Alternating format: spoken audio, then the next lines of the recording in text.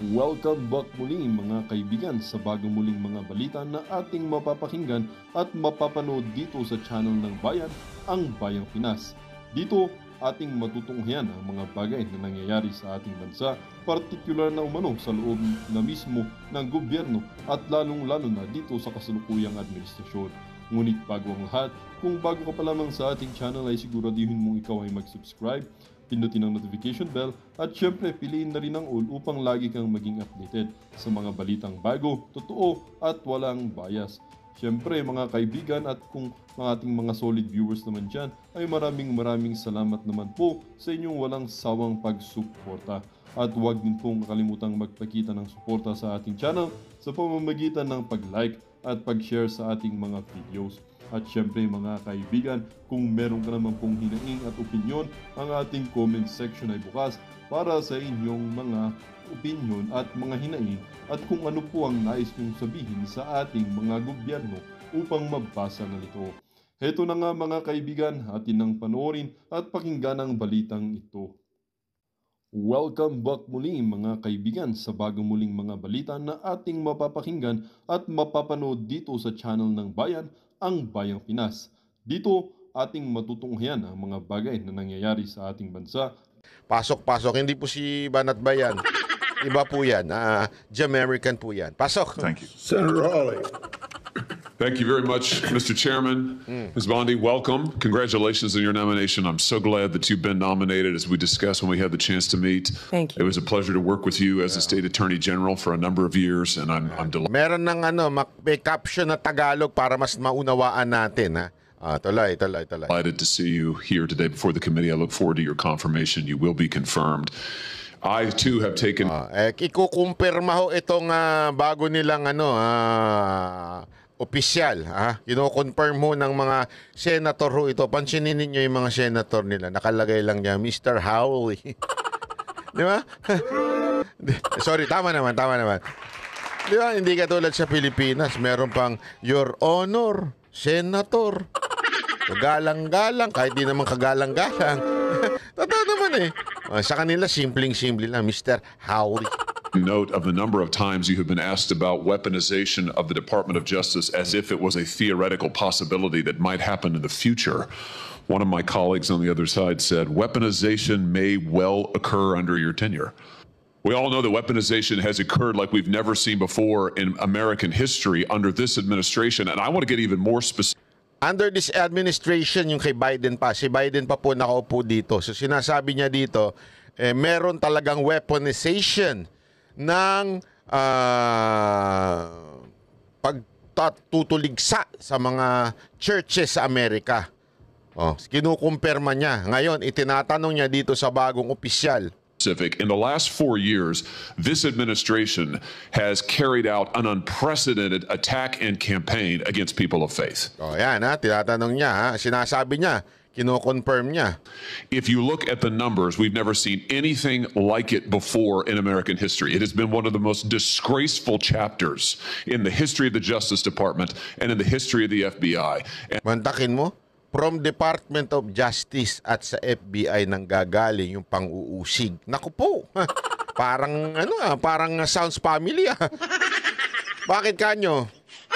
Ganyan din po sa atin Sa atin, hindi sa DOJ. Actually, pati sa DOJ. Pero ang talagang matinding bumanat dyan, yung DILG. Di ba? Tapos, sino ginamit? Yung PNP. Ganyan dito naman, DOJ tsaka FBI. Which is, ganun din naman ang nangyari. Di ba kung maaalala nyo, lagi sinasabi ni Pastor Kibuloy yan, na FBI nilusob, sabay-sabay yung bawat church nila. Sabay-sabay na nilusob ng FBI. Ito mismo kinukumpirma ng kanilang senador na there is a weaponization against churches, people of faith, di ba? Ministers ng Amerika. Kasama na ho dyan ang church ni Pastor Kibuloy. Kinunperma na. Di ba? Kumpirmado. And I hope that you will reverse this. Sabi dito, I hope you will reverse this. Ibig sabihin, talagang kailangan baguhin, ibalik. Yung mali, itama. Yun ang kaya nga sabi kong mukhang mapapalaya ho ito si Pastor Kibuloy. In other words, ano ho siya, madedeclare na not guilty. Kasi alam naman po natin na hindi naman po talaga siya guilty. Ginawa sa kanya ito kasi meron nung talagang massive, di ba? May massive attack po sa mga churches na ginawa ang mismong gobyerno ng Amerika. Kinukumpirma ito ni Mr. Hawley at ikukumpirma ng bagong opisyal nila. And do right by every American citizen, including especially people of faith. Let me give you some specifics. After the Dobbs case was decided by the Supreme Court, over 100 pregnancy care centers and over 300 churches in this country were attacked, vandalized, firebombed. Do you happen to know off the top of your head? Yan ang ganyan ang ginawa doon sa mga churches ni Pastor Kibuloy. Attack. Talagang inatake ng FBI. How many prosecutions Merrick Garland's Justice Department brought in those cases? I do not, Senator. It's a stunning number. It's 2. No. Hundreds of churches, hundreds of pregnancy care centers. And I might just add, these pregnancy care centers, the attacks on them, which were violent, which were gruesome, were egged on and encouraged by rhetoric from members of Congress, Nako. including members of this body, Nako po. who have said that pregnancy care centers aren't real medicine, that they're not real doctors. Nako po. They have legitimized these attacks. And the Nako. same thing was true of churches. Nako. And this Justice Department couldn't lift a finger to defend these Americans. But at Grabe, the ah. same time, they Ganun daw katindi. Inuusig. Sabi niya, inuusig daw ng Congress, including yung Senate. Inuusig daw. At walang ginagawa ang kanilang DOJ. Sounds family talaga, di ba? Ganyan ang ginawa. Inuusig ng DILG at ng PNP. Walang ginawa ang Kamara. At walang ginawa ang Department of Justice. Walang ginawa ang Senate. Kinukundi na pa talaga sa mga kalaban sa politika, particular na si Pastor Kibuloy. Naku po, matindi ho itong nangyayari na ito. They use legislation, a law known as the FACE Act, to prosecute at least 53 different pro-life demonstrators, including people like Mark Houck from Pennsylvania, to whom this Justice Department sent a SWAT team to his door in the early morning hours. He has, I think, 7 children. In the early morning hours, an FBI SWAT team shows up at his door to take him into custody and prosecute him. By the Ganyan po ang ginawa. Kung maaalala ninyo, there was even a time na pinigilan pa yung eroplano ni Pastor Kibuloy. Hindi ko kasi dapat alam nyo, may separation of church and state din sa Amerika Hindi dapat pinakikialaman ho ang gawain ng church. Kung ano man ang kanilang patakaran, patakaran po ng church ho yan. Belief ho nila yan, doctrine nila ika nga. Hindi dapat itong pinakikialaman. Yan yung kanilang paniniwala. Respeto, kaya nga separation of church and the state, di ba? As long as there is no criminal na ginawa o crime na ginawa ang isang church, hindi ho dapat pinakikialaman yung kanilang patakaran. Pero ano ginawa ho ng FBI, ng DOJ ng Amerika? Gumawa ho at sabi nga nag-fabricate ng mga witness para ma-prosecute itong si Pastor Kibuloy at para magipit po. Kasama na ho dyan yung pagpapa-freeze ng mga assets, di ba? Ganyan na ganyan. Alam mo, talagang sounds family, no? Sa Pilipinas, ganyan ang ginagawa Pass forward lang, ika nga Ano ibig sabihin ng pass forward? Nauuna lang yung Amerika. Ibig sabihin, darating din ang panahon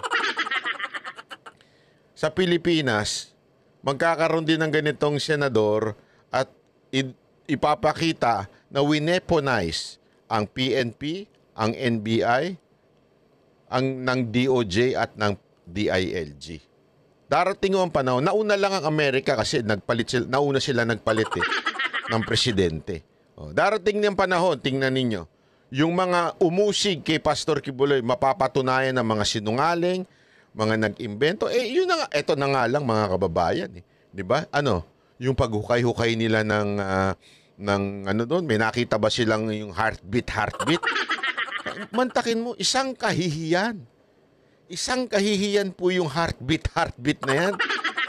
No, ganun no, kalupit. Doon pa lang, suplak na sila. Anong heartbeat? Asa na yung heartbeat? Ba't di natin hanapin yung heartbeat na yan? At saka yung metal detection na nakita nilang metal. Wala. Diba? Wala ho. Galing ho. Si Pastor Kibuloy galing ho sa labas. Sumuko sa isap. Tsaka ho pumasok. Diba? Ibig sabihin, talaga hong matinding weaponization ang ginawa sa PNP. The way he was acquitted. This kind of outrageous, disparate treatment has to end. So here's my question to you. Will you protect churches and pregnancy care centers when they are targeted for violence, when they are targeted for intimidation, when their members or parishioners are threatened with violence or other acts of illegal behavior? Yes, Senator. Will you? Yun ang gusto ko dito. Yes, Senator kagad. Wala nang paligoy-ligoy eh. Aside from maganda na si ate, walang paligoy-ligoy. Itong kanilang bagong attorney general na si Pam Bondi. Anong pangalan nito? Pam Bondi.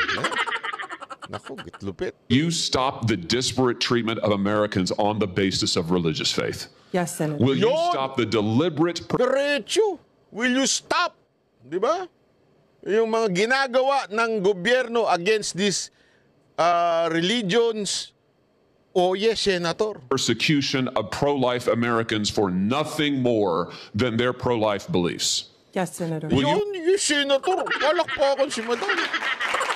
Hindi kaya sila nag-usap Hindi kaya sila nag-usap ng Senator bago nag-session muna sila no Senator bago kasi yes Senator lagi eh. To ensure that nothing like the Mark Houck case happens again, that Americans do not have SWAT teams arriving on their front doors with armed weapons to terrorize their children and their spouses.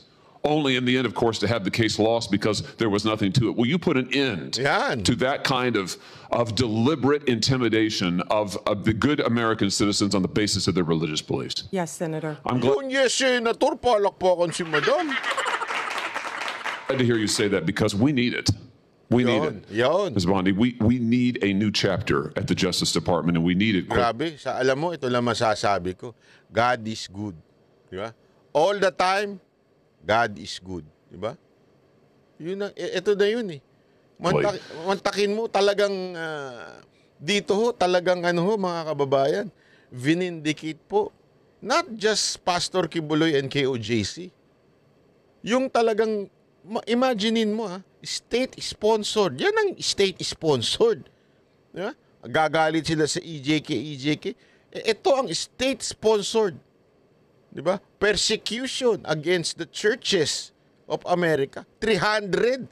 Imaginein mo. 300 churches in America na state-sponsored yung pag-uusig sa kanila. Nilusob ng SWAT, ng FBI sa bahay. Ganun na ganun ang ginawa sa mga taga-KOJC sa Amerika. Alam mo, sana nga one of these days, kaya lang medyo na-busy po ako, pasensya na.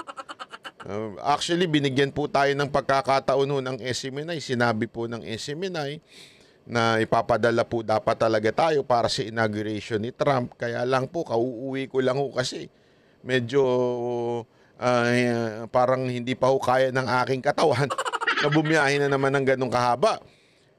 Alam nyo, sana someday gusto ko makausap ang mga taga-KOJC sa US para humaikwento nila kung paano yung experience nila. Personal kong marinig yung kanilang experience kung paano sila nilusob, di ba? Kung paano sila inabuso, para makita natin talaga na nangyayari pala talaga ito. At diyan ipinaturn yung ginagawa ng ating gobyerno ngayon kay Pastor Kibuloy.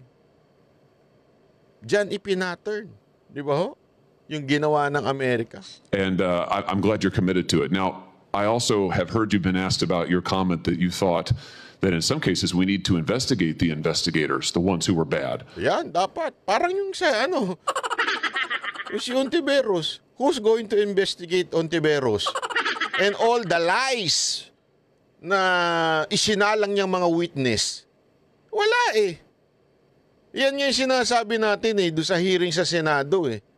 Kasi sa korte, maganda, you can cross-examine yung mga witness. O, yung mga nag-aakusa, you can cross-examine. Di ba? Sabi ko nga sa inyo, uulit-ulitin natin to. Hindi ho takot si Pastor Kibuloy harapin ang korte ng Pilipinas. Kasi yan ang sinasabi nung iba nung panahon na hindi pa hinaharap ni Pastor Kibuloy ang korte. Bakit? Akala ko ba hindi siya takot? Ganyan. Hindi ho siya takot. Inaantay lang niya ho yung kasunduan na hindi ho siya itatapon sa Amerika. Kasi nga ho, yan ang nangyayari sa Amerika. Imagine ninyo Imagine ninyo, noong time na, kasi ang talagang intel noon, pag humarap sa hearing, nung panahon na hindi humaharap sa hearing si Pastor Kibuloy, kung humarap sa hearing sa Senado o sa Kamara, ano na ho, extra, ano na ho siya, yung rendition, yung gagawin sa kanya. Talagang dudukutin na siya ng Amerika. Papunta sa dadalhin na. From Senate and Congress, idediretso na daw siya sa Amerika. At that time, yan na nangyayari. Ayan, nanggaling na sa bibig mismo ng senador. Nanggaling na mismo sa bagong attorney general na totoong nagkaroon ng state-sponsored persecution against churches. Kung humarap siya noon sa Senado, pinatapon siya sa Amerika. Sabi nga ng baka hindi lang rendition ang gawin sa kanya doon eh. Baka yariin pa siya doon para hindi na siya makapagsalita. Maagaw na yung kanyang mga o yung property ng KOJC o kung ano mang nais ng Amerika. Di ba ho? Pero nung nagkaroon na siya ng assurance na, kasi nagkaroon ng talk tandaan ninyo, nagkaroon ng talk sa AFP, tsaka nagkaroon na ho ng assurance na hindi siya ibibigay sa Amerika, doon siya lumabas. Bakit ho kanyo? Kasi nga, naniniwala ho si Pastor Kibuloy, kahit po ang mga taga-KOJC, ang abogado niya, at maging ako po, kumbinsido po ako, inosente ho si Pastor Kibuloy. Napaka-inosente ho ni Pastor Kibuloy. Kung makikita nyo lang lahat ang ebidensya, bawal na ho kasi ilabas dahil nga naman po tumatakbo na yung kaso. Pero kami po, nakita ho namin ng aming mga mata. Matatawa ka, eto ba yung ginahasa? Eto ba yung ginahasa na siya? Eto pa ginawa niya? Alam mo yung mga ganun, matatawa ka talaga eh. Hindi ko na lang ididetalye kasi nasa husgado na po yung kaso eh. Pero alam niyo yun, nakakatawa po talaga. At nakakainis din dahil nakikita mo ngayon kung ano yung ginagawa sa Amerika, ganun din ang ginagawa ng Pilipinas. Bakit to? Kasi nga ho, alam naman po natin, without the support of Pastor Kibuloy, malaking mababawa sa kampanya ni Pangulong Duterte noon. So iniisip nitong praning na gobyerno natin na eradicate natin muna yung mga sumuporta kay PRRD para hindi suportahan si BP Sara Duterte. Tandaan ninyo, yan naman ang target nila dyan eh. Aside from naiinggit sila sa pera ng KOJC, ang target nila dyan para hindi ho masuportahan si BP Sara Duterte sa darating na eleksyon. Alam na ho natin kung sino may pautot niyan. Ito lang tanongin ko kayo. Sino ang namuno ng talagang persecution? Diba? Sino? Si Secretary Abalos, kasama niya si PNP Chief Marbil. Ano ho ba naririnig natin kay PNP Chief Marbil? Sino daw ho ba ang naglakad ng appointment niyan? Di ba yung makakalaban ni BP Sara Duterte sa 2028? Alam na ho natin, ang takbuhin ito. Ganyan na ganyan ang ginawa sa Amerika. You know, I have to say, I'm glad to hear you stand by that. We need to do that. Yeah, I think so. I think so. We need to do that, sir. I'm really happy that you know. You need to do that. Yes. And I'll give you another example. I'm sure you've read about this memo, which I now hold in my hands, this memo that was developed by the FBI field office in Richmond, Virginia, 23rd January 2023, targeting Catholic parishes for spying, for recruitment of infiltrators. I mean, the memo goes on and on and on about the FBI's plans to put assets into Catholic parishes, into choirs. This is an unbelievable assault on America's First Amendment. Grabe ho yan. Ha? Isipin nyo, ha? Dokumentado, inutos. Dokumentado, galing mismo yung dokumento na yun sa FBI field office.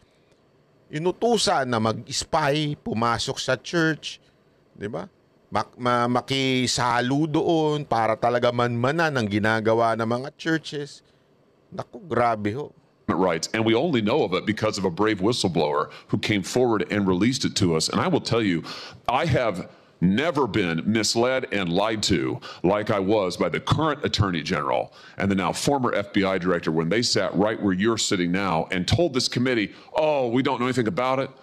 Dinideny daw nung Secretary General tapos naging FBI Director. Wala kaming alam dyan. Kalukuhan niya. Parang naririnig ko yung boses ni Senator Rontiveros eh. Oh, only one field office was involved. It was the single work of a single field office and a very few individuals. As it turns out, that's not true. Naku. Multiple field offices were involved. Naku. Multiple individuals were involved. Naku. Under your leadership, will you put a stop to the use of FBI or Department of Justice resources to try and recruit informants and spies into Christian churches? Grabe Ito dokumentado yan. Na talaga nagpapadala ng spy, nanggugulo sa churches sa Amerika. Christian churches. So tinatanong nito kung itutuloy mo ba yan o iimbestigahan mo ba yan? Tinatanong ng senator doon sa bagong Attorney General. Or any church or house of worship. Kasi ang Attorney General parang katumbas niyan sa atin, Solgen eh. Yung Solicitor General, parang ganun. In this country on the basis of nothing more than faith. Of course, Senator. Of course, Senator. Habang tumatagal, lalong gumaganda si Madam. Kasi matalino na, may paninindigan pa. Let me just say this. To our knowledge, no one who is involved in the writing and execution of this memo has been disciplined or fired. Will you conduct an investigation? Yan, ang gandang tanong ni Sir. Napakatalino. Kailangan talaga natin ng mga senador na ganito.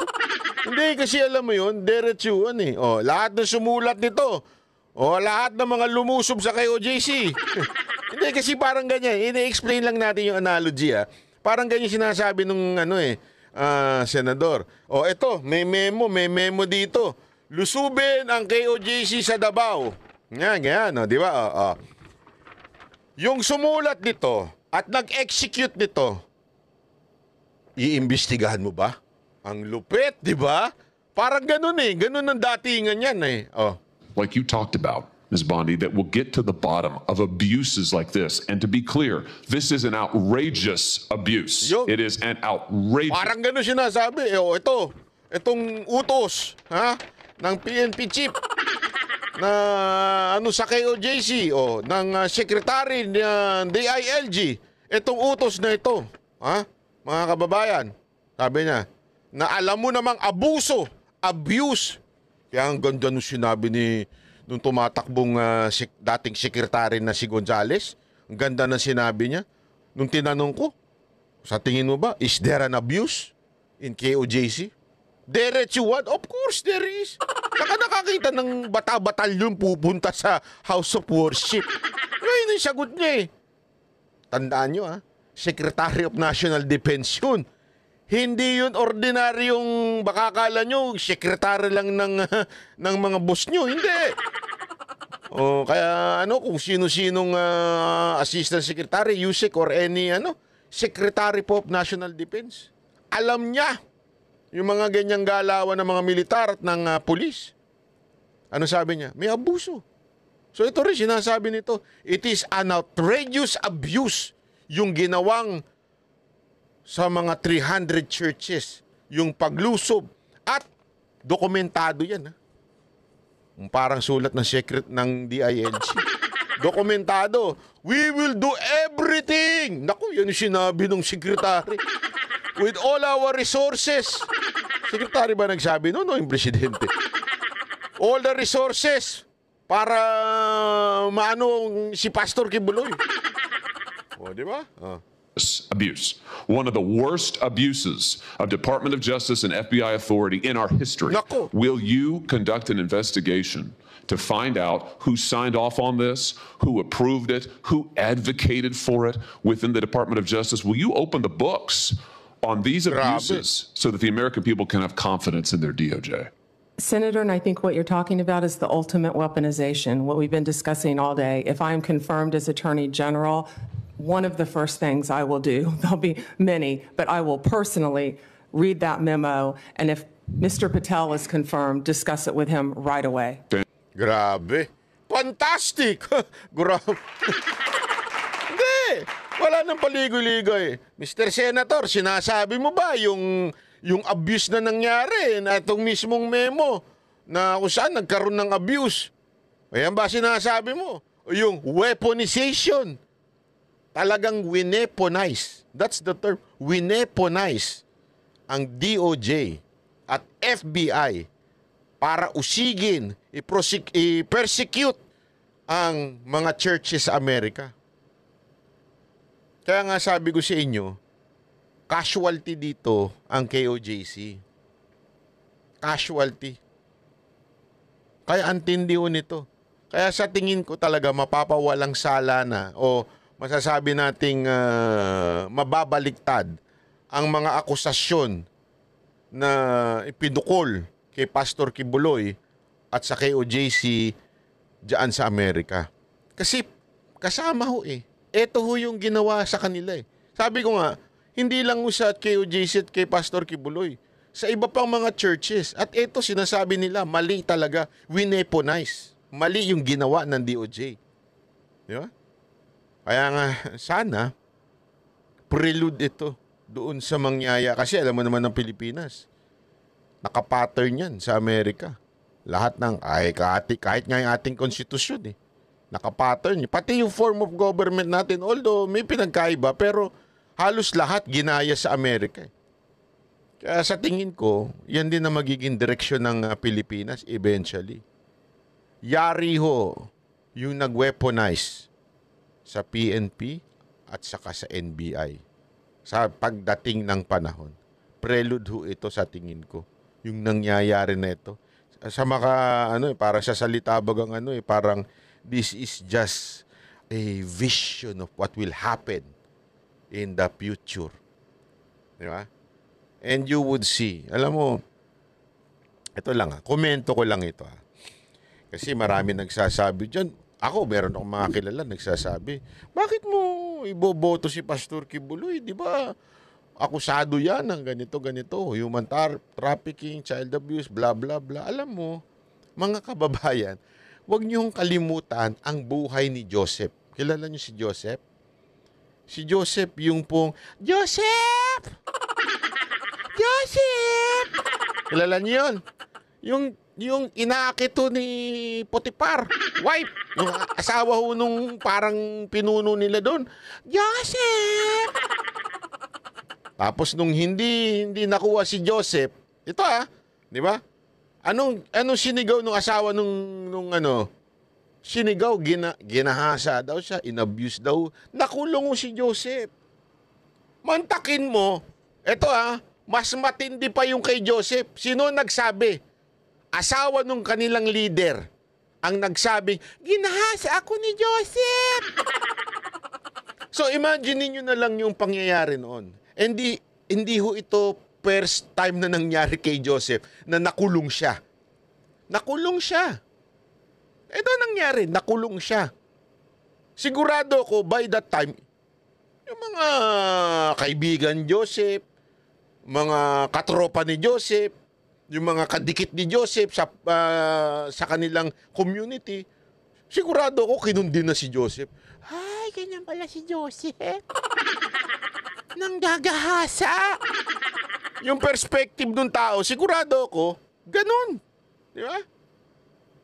Kaya nga, no wonder, ganun din ngayon ang tingin kay Pastor Kibuloy nung ibang mga tao. Bakit? Kasi kahit nung unang panahon, meron ng mga false witness. Kaya nga, isa ho yan, di ba, sa mga commandment, do not be false witness, ganyan-ganyan, o bear false witness. Kasi nung unang panahon, may mga ganyan na, may mga sinungaling na.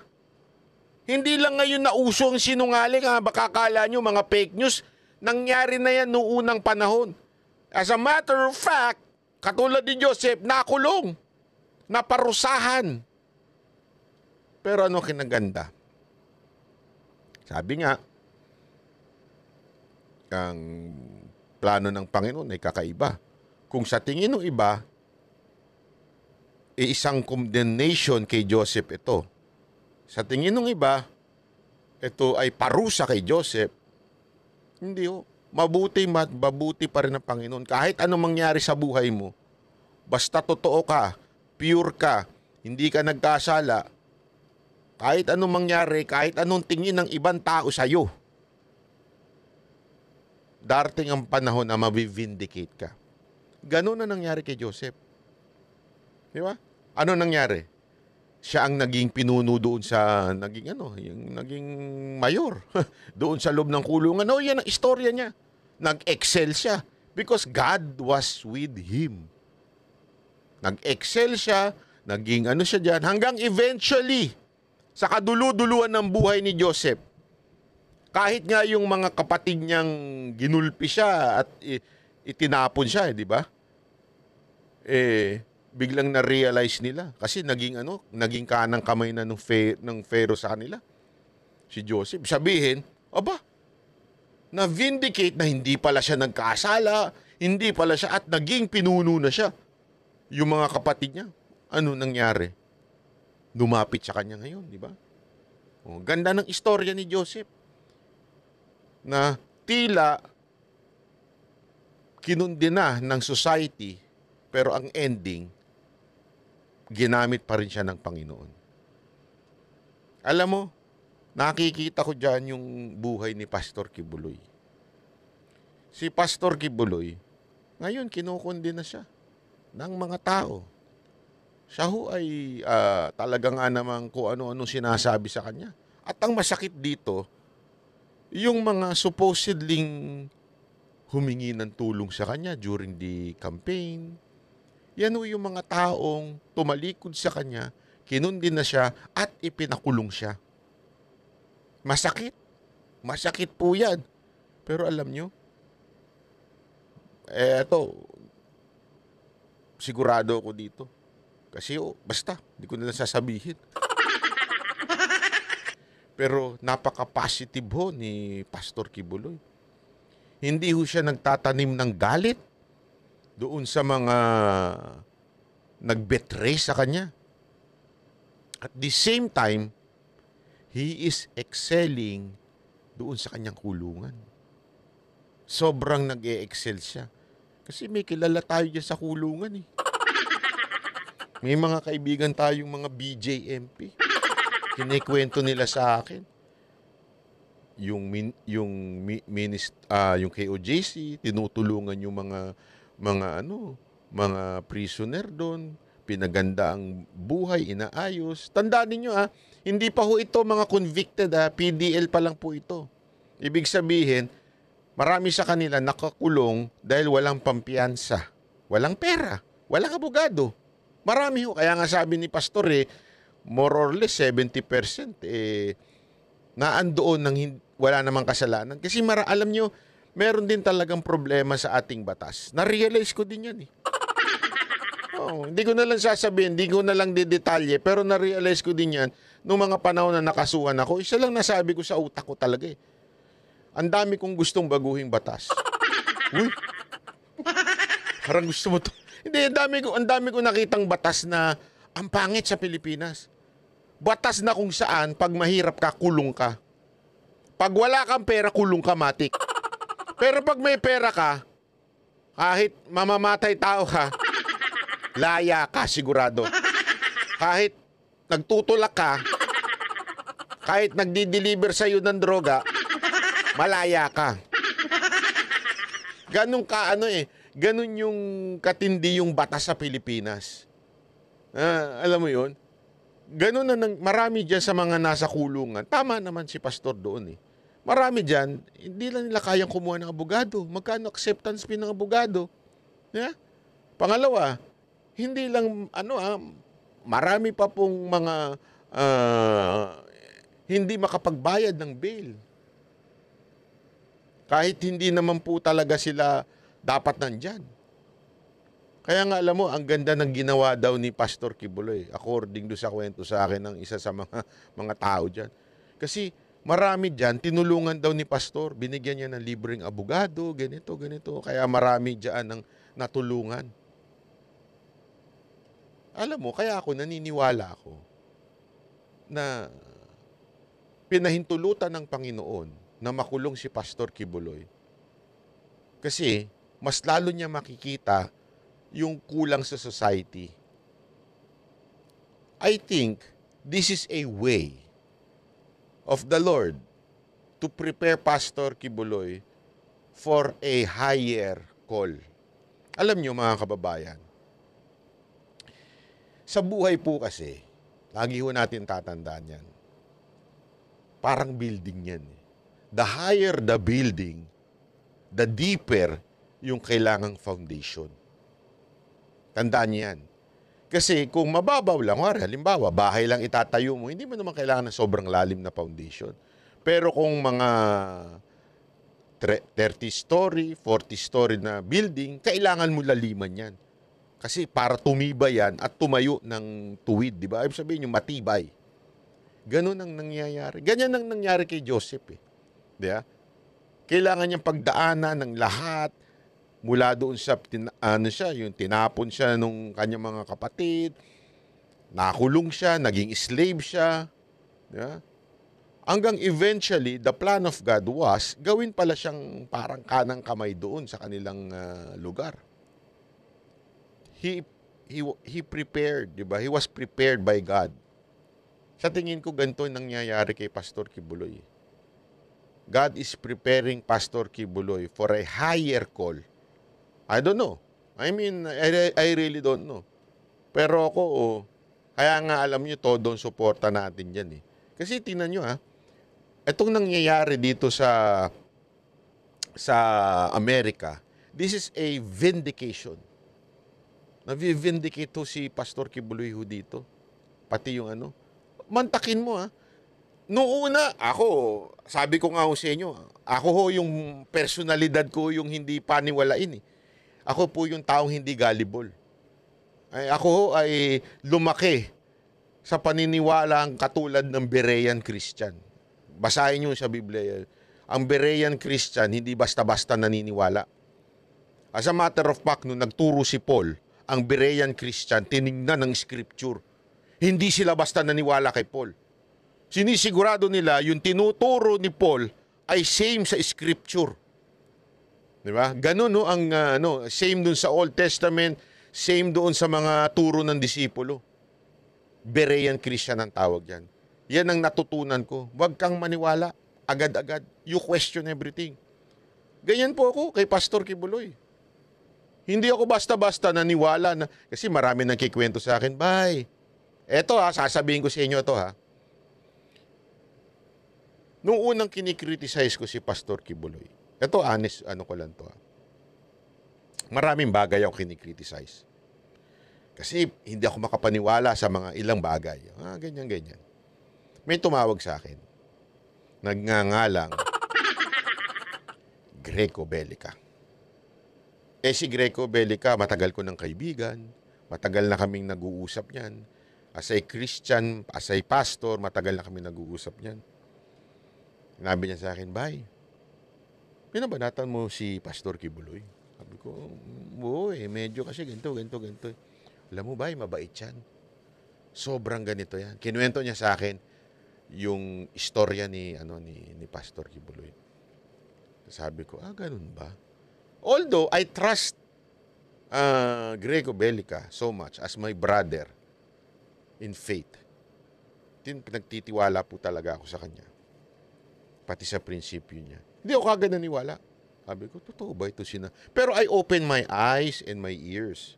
Tinignan ko talaga, sabi ko, totoo, kaya itong kinikwento ni Greco. So ako mismo, tinignan ko, ni-research ko, pinag-aralan ko. I did my part. Sabi ko, hindi ako papayag na because of the influence lang ng mga ilan na naninira kay pastor, maano na ako. And alam mo, lo and behold, in-invite po ako ni pastor sa kanilang lugar. As a matter of fact, ito honest opinion ko ito mga taga kayo JC pasensya na. Duda ba ako noon Ba't kaya ako nito inibitahan? Hindi kaya pagpasok ko doon, ikulong na ako? Baka nako, patay kang bata. Kasi walang biro kasi ang unang perception ko noon, kulto Baka ito, alam mo naman, di ba? Yung ganun yung na baka mamaya pagdating ko doon, kidnapin na ako. Mga MPA pala ito mga to. Ganun talaga Alam mo yon, sabi ko. Pero siyempre, since may mga tao na nag-guarantee sa akin na, bay, iba si pastor pag na-meet mo.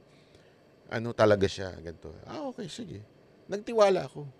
Sabi ko, sige nga, punta ako. Papakinggan ko lang.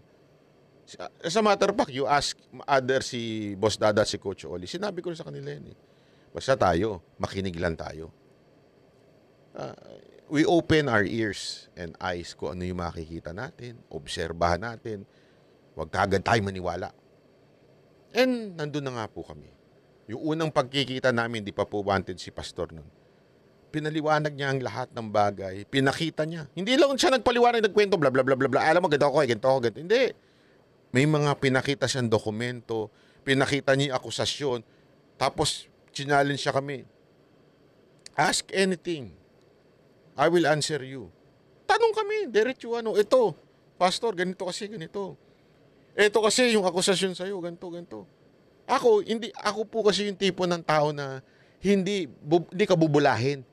Pag meron ako sa yung gustong itanong, dahil hindi ko alam at akusasyon sa'yo to, itatanong ko yan. Kaya nga doon sa ito, kwentong to, sana walang nanonood ng mga taga-SMNI. Hindi kasi doon sa SMNI, tawa ako ng tawa. Doon sa first senatorial, kay Coach Oli tsaka kay Master Jude, sabi ko, napakaseryoso ng mga to nung pinanonood ko, sabi ko, kung ako to, hindi ko to mapipigilan. Hindi ko talaga mapipigilan magtanong, mag-follow up question.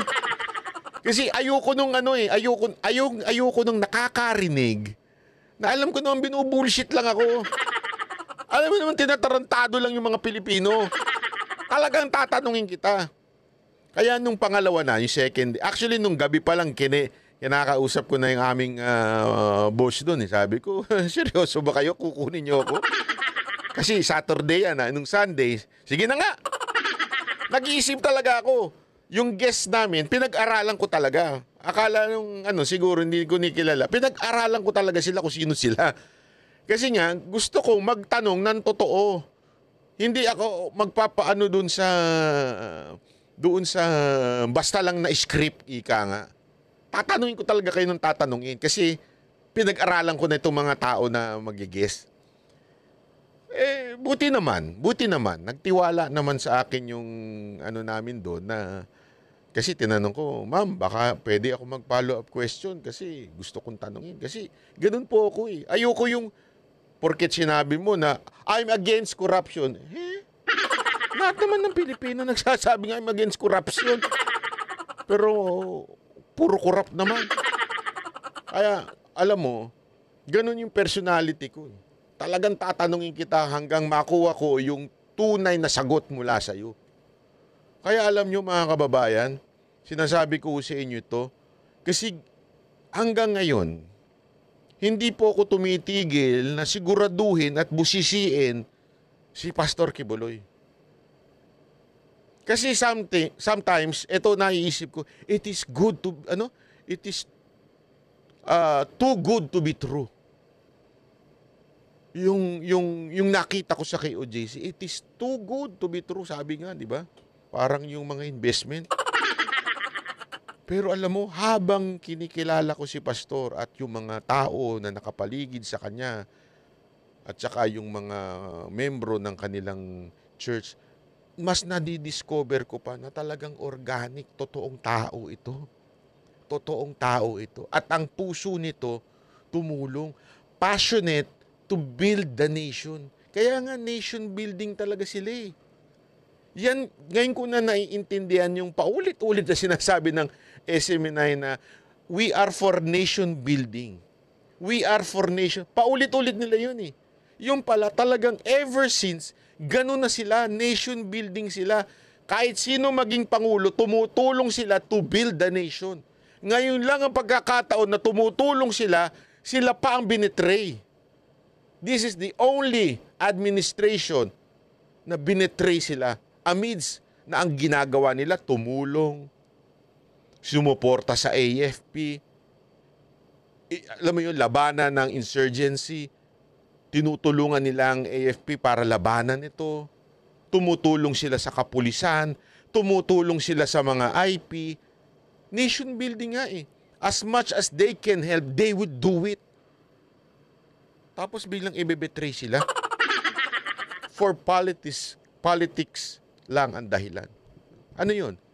Ayaw nilang tulungan si VP Sara Duterte sa susunod na eleksyon. Pinipigilan na nila as early as now. Kasi meron talagang misyon ang kalaban. Destroy everyone that would help VP Sara to be the next president. Hindi pwede. Kailangan manalo tayo.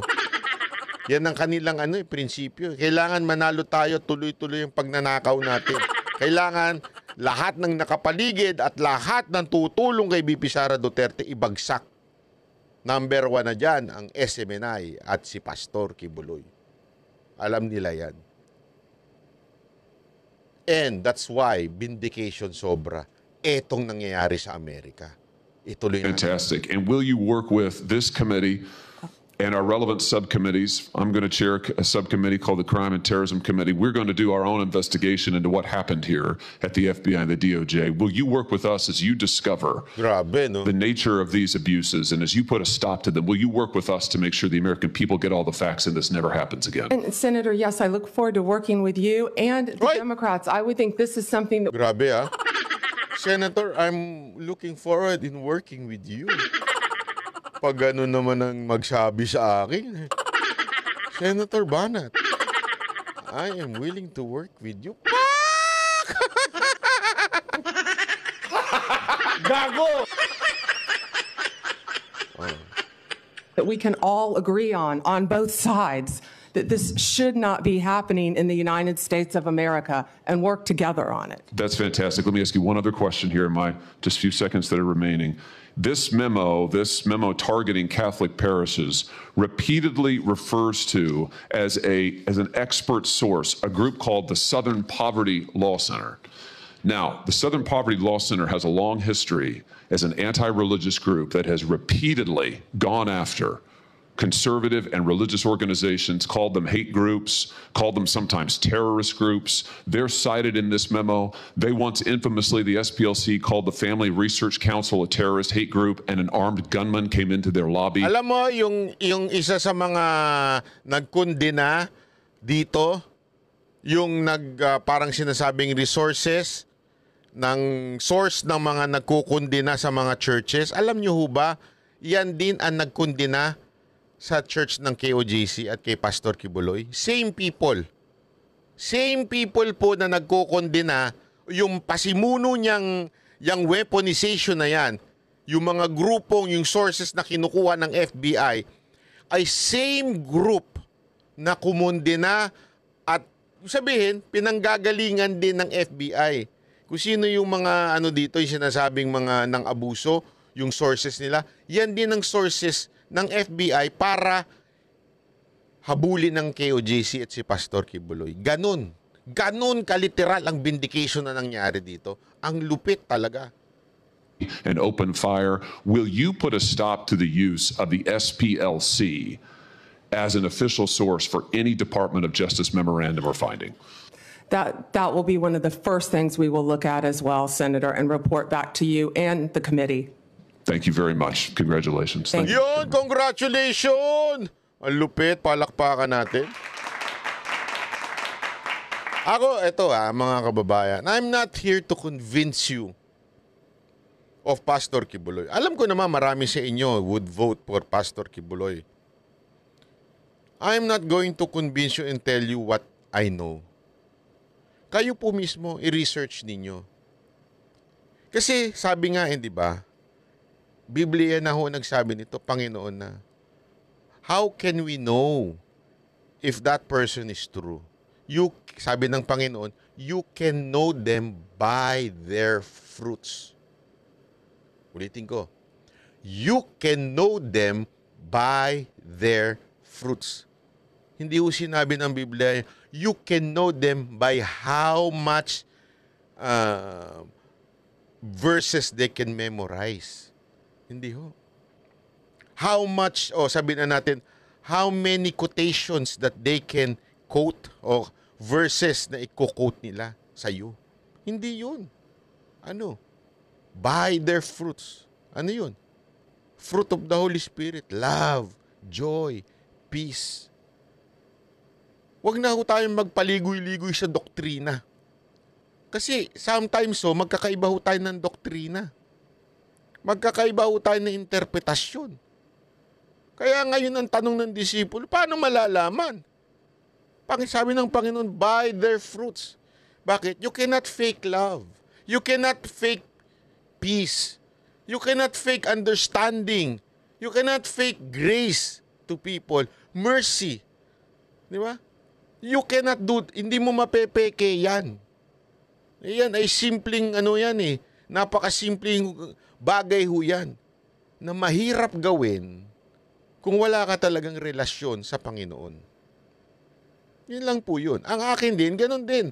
I'm not saying tama ang ganitong relihiyon, tama si Pastor Kibuloy, tama si KOJC, tama si... Hindi ho. This is not about religion. Ang akin, may prutas ho ba na ginawa si Pastor Kibuloy? Meron ho bang resulta yung kanyang pagtuturo sa kanyang iglesia? Yung mga sinasabi niya ba ay merong kasamang gawa, may kasamang prutas? Kasi ganun din po yan sa politika. Marami yung politiko, wala yung politiko magsasabing, ako, pro-corruption ako. May narinig kayong ganun? Ako, tatakbong senador kasi gusto ko magnakaw. Ako, tatakbong senador kasi gusto ko lang sumikat. Walang magsasabing ganun tumatakbong senador. Lahat yan, sasabihin nila, I'm anti-corruption. Lahat yan, sasabihin nila, I want to serve. Pero ang tanong, may prutas ho ba sila? Doon sa mga nakaraan nilang serbisyo, o kung ano man ang ginawa nilang trabaho, o kung ano man pinanggalingan nilang komunidad, meron ho ba silang prutas? Ibig sabihin ng prutas, meron ho ba silang resulta ng mga ginawa nilang yun? Ako, ang sigurado ko, meron si Pastor. Kaya nga sobrang inggit ng mga ilan dyan, dahil grabe ho, pag pumunta ka, zero corruption, mayaman sila. Eto nga, to be honest, minsan napapatanong ako, bakit kaya ang yaman nito? Bakit ang yaman ng KOJC? Bakit ang linis, ang ayos, extravagant? Kung iisipin mo naman, wala naman sa wala ako pinatatamang kahit na anong relihiyon. Kasi marami naman relihiyon na mas marami kesa sa KOJC. Pero bakit tila ang extravagant ang KOJC in terms of kanilang mga house of worship, prayer mountain? Bakit ganun sila? Kahit yung mga tao nila willing na, alam mo yun, to spend their money for the church or for the work of the church. Bakit? As a matter of fact, isa yan sa mga tinanong ko kay Pastor Kibuloy. Alam mo, nakuha ko yung sagot eh. Nakakuha ko yung sagot sa kanya na talagang sila eh. They live what the Bible preach. Kung maaalala nyo, ganyan ang ginawa nung unang mga follower of Christ. Anong ginawa nila? Nagsama-sama sila, ibinenta nila lahat ng pagmamay-ari nila at ibinigay nila sa disipulo para ho